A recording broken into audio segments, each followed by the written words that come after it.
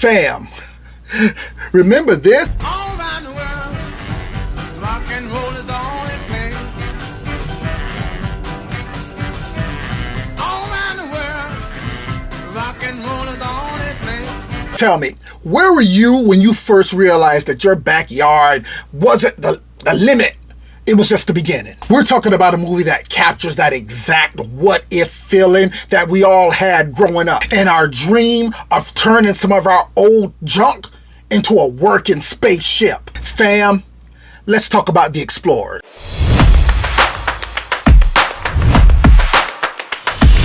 Rome.E's Rundown.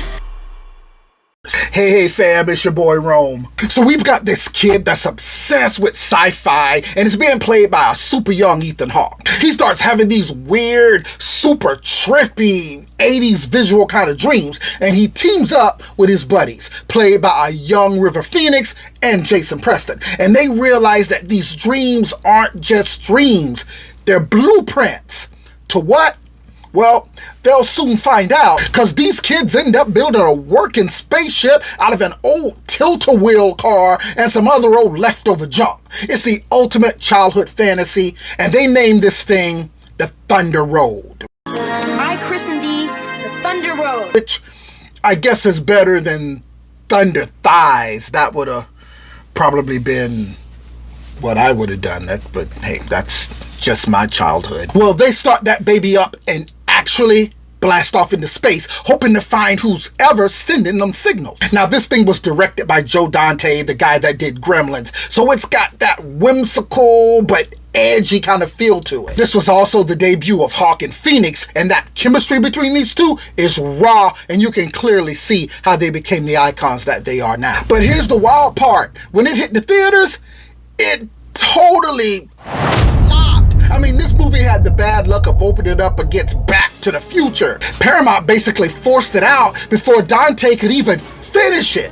And speaking of unfinished, let's talk about that third act, please. Most people expected a serious, close encounters type of moment when these kids hit space. Instead, what we got was this goofy, pop culture-based creatures that only learned how to communicate from watching sitcoms from the 1950s. Fam, I love the weird and the bizarre and the absurd, but I gotta say, this was a massive 180. This thing went from that magical tone of that first half to some crazy jarring shit in the last. But that's pure Dante.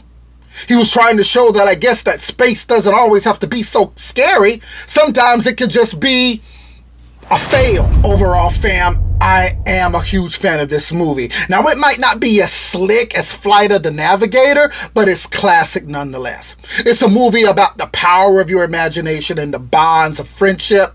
It's fun, it's heartfelt, and it's telling us to never stop dreaming. Coming in at 1 hour and 49 minutes, Explorers is streaming over on Pluto TV if you'd like to go ahead and give it a revisit. Or hey, maybe you already have. Whatever the case, fam, hit me up over in that comment section so we can keep the conversation going about this one, because I really would love to hear your opinion. But as for mine, The Explorers is watch list approved.